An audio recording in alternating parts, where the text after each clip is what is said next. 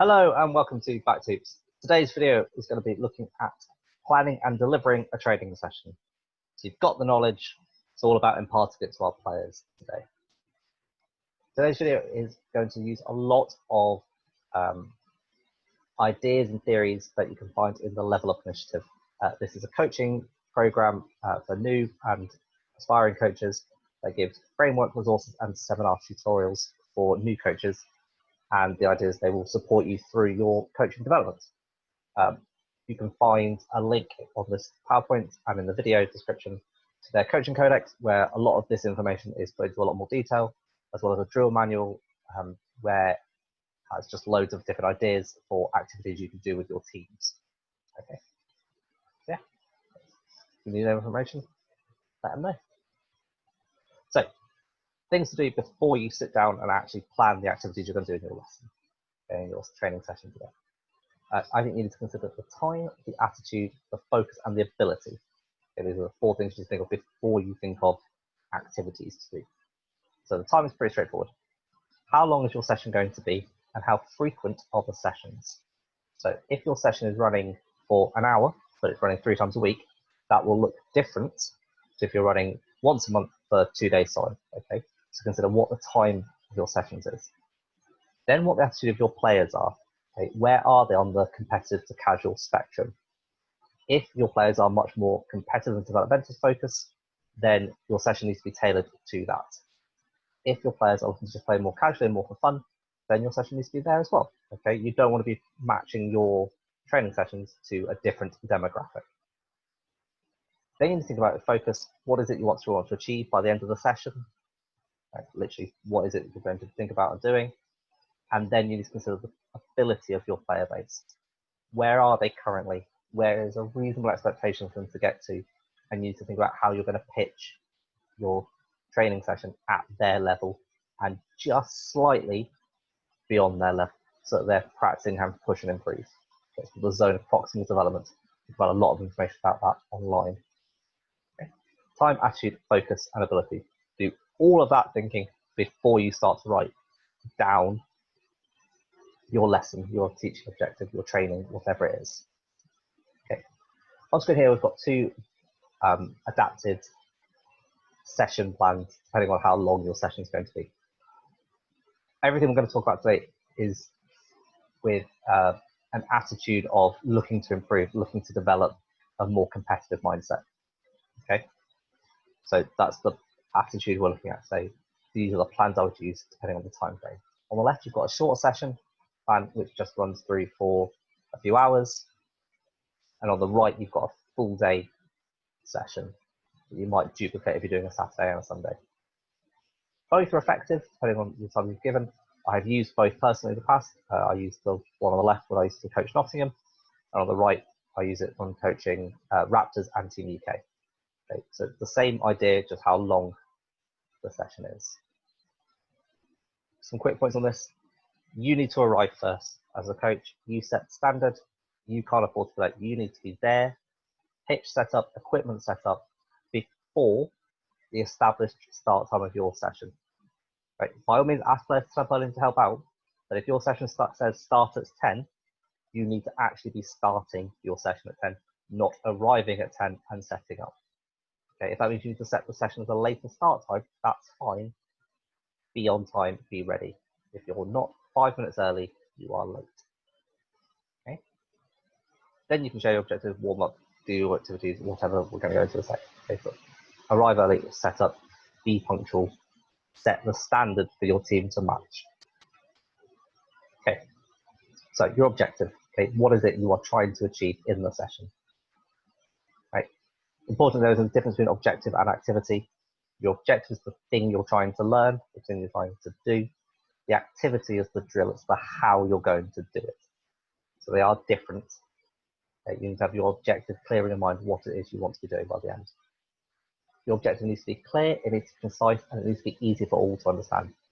Okay? And ideally, it will focus in on one aspect of the game. So your entire day's session, afternoon session, however long, is focused on one aspect of the game. Offense, defense, communication, fitness, whatever it is, it's focused on one aspect. You must share this objective with the players. Right? I like to share it before the session on any social media or Facebook groups, whatever, and then you need to share it again at the beginning of the day's session, okay, beginning of the session. Doing that, sharing what and why you're going to be doing the stuff today, massively boosts engagement. It massively boosts your players' receptiveness to what you're telling them. Okay, if they know that you've put a bit of forethought into it, a little bit of thinking, it will reassure them. You'll get them on side much better than if you just rock up and go, we're doing this, this, this, off you go. Okay? Means you have to think about it, and it shows you've thought about it. They're more likely to come with you. Okay? So, objective example might be to increase offensive efficiency. That's my objective. And I might do that. My activities will be all around that. So I might be running individual routes. I might be doing some passing drills. I might be doing some creating some space, one-on-one isolation drills, some half-court offensive setups. I might be doing a video footage review session. Whatever, all of those activities feed in my objective of increasing offensive efficiency. Okay, and that's the kind of cycle you're going to go through. Have the objective first, the activities will follow pretty straightforwardly. Okay. Next, you need to do your warm-up. You can do your warm-up in lots of different ways. What I do suggest you do, and I think is really important, is that you warm up for slightly longer than you think you should. Okay? 20, 30 minutes, maybe longer. Right? It needs to be focused. It needs to be a dynamic warm-up for the most part. And if it's not, you're opening yourself up to liability. Players are going to get hurt and they're going to get distracted. Okay? If it's not high tempo, if it's not keeping them focused, their attention will drift, they won't do it properly, and when it comes to game time, they will hurt themselves. And it is your responsibility as a coach to avoid that situation. I found that repetition and routine are key. If everybody knows what they're meant to be doing, if everybody knows the gist of the warm-up, if it's the same every session, they can just get on and do it. And I mean, if they are late or you're distracted by you having to deal with some certain issue, the rest of the team can get on and do it without your immediate impact and insight. Okay, they can just do it.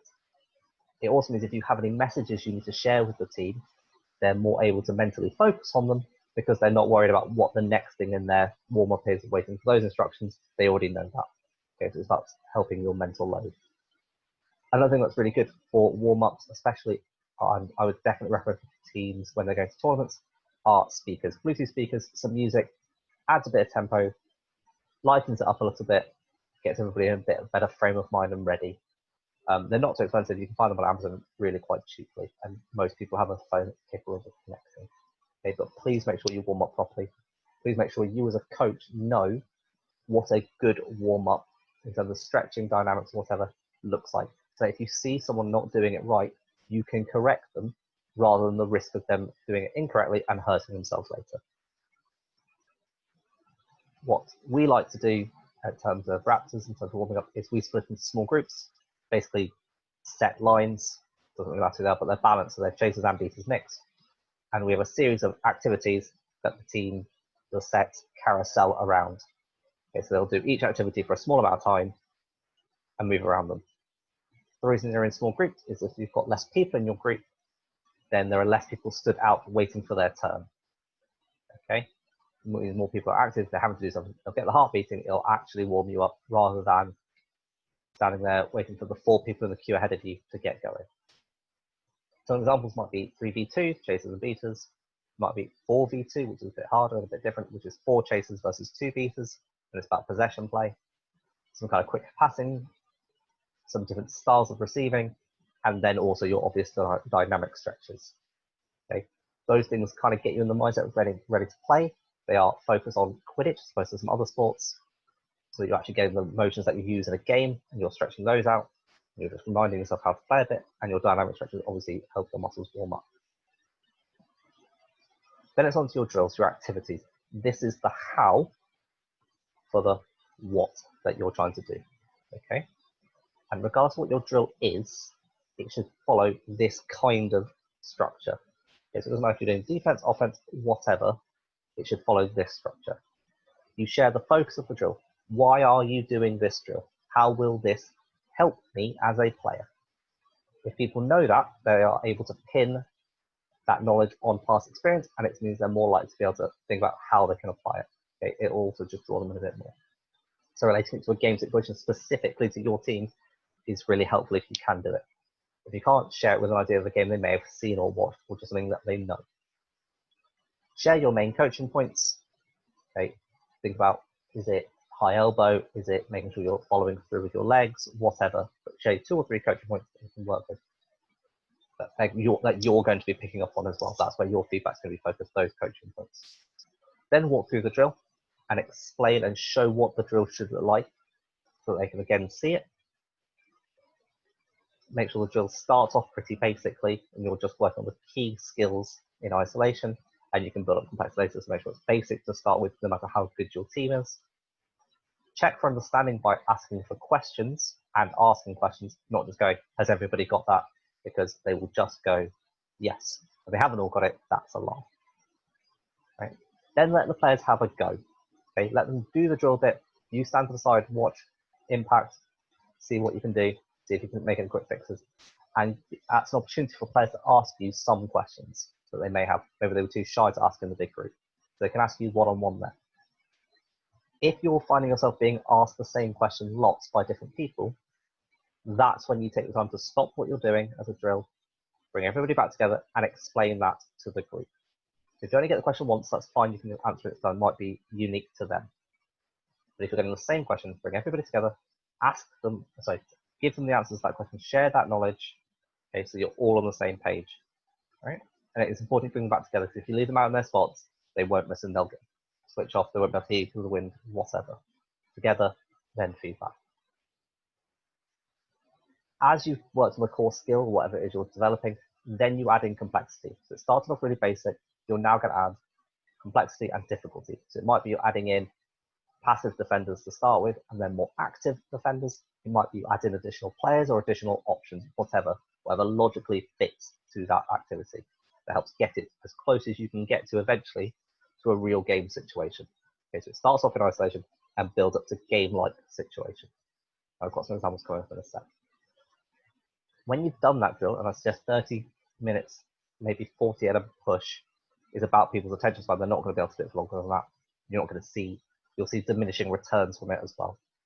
Okay, once you've done that, and you've applied your theory, you're going to put it into a game situation. That can either be a 6-minute short game, where you just play a full game properly like that over a short period of time, or you do half courts, full set teams, 6v6 half courts, just so you can apply that knowledge that you've just been practicing into this game situation. And all the feedback you're giving at this time, all the coaching points you're sharing at the time, are focused on what you've just done. Doesn't matter how good someone has done at something else, that's the time you can feedback to them later about how good they were, how bad they were at something else. All of your feedback, but that block of time is on the drill you've just done, the application of the theory. An example of progression you can see here will be on the PowerPoint, but essentially builds up complexity, starts by just throwing to a spot, showing where the cut of the run should be, and building up by adding defenders, pressure on individual players, adding second routes and options. Okay, but same idea. This structure applied to a set example, and you can find lots of different examples of drills and activities in the drill manual that are at the beginning of this PowerPoint and in the description. Okay. When you're giving feedback, you need to know your players. Different players, different people respond to feedback in different ways. Some thrive on criticism and just constantly want to improve in that way. Some people hate criticism and it makes them shut down and withdraw. You need to know your players. Regardless of what the feedback is and how they take it, it should follow these 4 steps on screen. Right? It needs to be focused, it needs to be specific, it needs to be constructive, and it needs to be actionable. So it needs to be focused on the objective you've been doing. It needs to be specific to the person or the small group of people that it's aimed at. It needs to be constructive, and it needs to be actionable, so you need to be able to actually do something about it. Okay? It's no good saying, that was rubbish, and that's the end of it, or that was great. It needs to be something they can actually do to get better. Okay? It doesn't mean you can't be critical. Okay? You can, but you need to be constructive, and it needs to be something they can go away and do. Because if it's not, what are you expecting from them? If they don't know what they can do to improve, if you've not told them in your feedback what they can do to get better, they're not going to get better. Because if they were going to, they'd already be there. Okay, you need to give them a pathway to improvement. And there's a lot of educational theory around that. Okay, it's a lot of teaching, a lot of teaching and learning that goes into that idea. After the session, you need to review it as a coach. Okay, so you might do a very quick feedback like this at the end of the session, but when you finish, when you've gone away, you need to review it. Did you cover everything you wanted to cover? And if not, why not? What was the time constraint or was it the difficulty of it?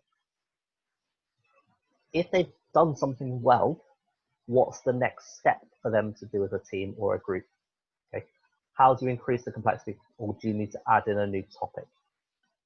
Right. Also think about who surprised you. Okay, who's normally on the road and actually went, no, today they really nailed it. Okay, and what is it you can do to help facilitate those people to do that more often, so it's no longer a surprise? Summarize your thoughts and feelings on this in one sentence and record that somewhere for you to review later. And eventually, by the end of the season, you'll have a list of these of what you've achieved each week. And that's really helpful for you when you're planning for next year, or for the people who take over from you, they can see your plan. When you've reviewed the session, it could be the next day or a couple of days after, share that review with the team, okay, in an appropriate way, obviously. But it's really helpful for the team to know that you've thought about what happened, okay? Now, maybe they don't engage with that post, but you've still put the thought and effort into it, and it's there for those who do want it. Okay? And again, it creates a really good record for you later, for new coaches coming in to replace you when you move on, and for those people who weren't at the session. If you can give a very short Cliff Notes answer of what happened in the session, people who weren't there or need a reminder, they can just go back to that folder, that file on the internet, wherever you've saved it, and look at it. And this essentially follows the plan, do, review cycle. Okay, really helpful. Plan your session out, do the session, review how you can improve it. That's your job as a coach, to be constantly trying to improve. Okay, you want your players to improve, you need to improve as well alongside them. Okay, finally, some frequently asked questions that I think come up around this kind of idea of coaching and setting up teams. Should you do fitness in sessions? The honest answer is it's a bit of a hedge. So it depends on your team. If your team has really good external routines, they're good at going to the gym, they're good at going for a run, being active outside, and they have the knowledge to do that themselves, but no, don't do fitness in sessions. It's a waste of time. If your player base is new to physical activity, they're not in those routines, they're not sure what to do, and they would find that intimidating to do by themselves, then finding time as a team to do it is really helpful. Okay, teaching them the basics, running some like workshops on just general how to get fit. Okay, what exercises they can do by themselves. Maybe make a running club or a gym club or whatever, and do that. Okay, so you might devote the first couple of sessions of your season to doing some fitness, kind of like a pre-season for other sports, just getting up to speed on what they can and could do. But once they've got that, you want to be setting aside a different time to go do that, not your Quidditch training time. You can't get that time back. Okay, a lot of fitness you can do some other time. So if you're at a level, no. If you're developing it, then devote starter time, and then outside of training time, work at a club. Your club doesn't end at the end of training. You're always in a club together as a team. That's the kind of culture you want to be cultivating. Balancing coaching and training, that can be quite hard. You obviously aim for like a 50-50 split, but obviously you're doing half as much training. So where possible, try and delegate. So if you know you're doing a drill that has already been done by your team before, and you know they're pretty confident at it, you're just looking at more repetitions for it, then that's time you can step in and do more training, okay, for your own personal development. If it's a really new concept or it's something that you've come up with that can't be explained, then yeah, you're going to have to step back a bit. But make sure you try and get involved as a player, especially if you're looking to get rostered, at least in every activity that you do for a short amount of time at the very least. Okay? Don't let yourself personally get worse at the sport by stepping out and always be on the outside looking in. Okay? Find the balance. Find people you can trust to do the thing and help you with it, and delegate those responsibilities. Engaging players, I find, The easiest way to do that is to bring them on board. Okay. If you've explained how and why and involved them in the decision-making process, giving them some ownership of what they're doing, they're way more likely to be engaged. If you reduce the ability to be distracted because there's constantly something they could be doing, again, you're going to engage them more. If they're stood around in the cold and the rain, waiting for their turn, they're going to get distracted. You would get distracted. You remember what it was like when that happened to you. Okay, so making sure they're constantly active with room for breaks to when they can de-stress and whatever. But if they're active more often, they're going to be engaged more often. If they understand why they're doing something, they're going to be more engaged. In terms of deciding what to cover, as I said, it's at the very, very start, that's a little helpful, and core mechanics build off that, throwing, catching, tackling, those bits. Once you've got that, what you want to be covering to start with is your defense. Okay, scoring is much easier. You get breakaway goals, you get no blooder opportunities. Most people can score those opportunities. They can still score some number of goals. Defense is trickier. It's not going to work by magic. You have to work on it. Have a defensive structure first. When you've got a defensive structure in place, then you can build an offense around what players you've got. And then after that, you can start building plan Bs and Cs and whatever. Okay, but core mechanics, so everybody's practiced the things they need to do. Defense is key. Then build your offense and then plan your alternatives in. And that would be my season session structure. The last point that gets brought up a lot. As a coach, you're a chaser or you're a beater. How do you coach the other positions? You're new to it, you don't know. Honestly, first of all, go and ask. Right? Ask more experienced people that you know or in the community. Use the QUK Facebook page. Message us here at Back2Hoops. Message a team that you're friendly with or people that you know in the community.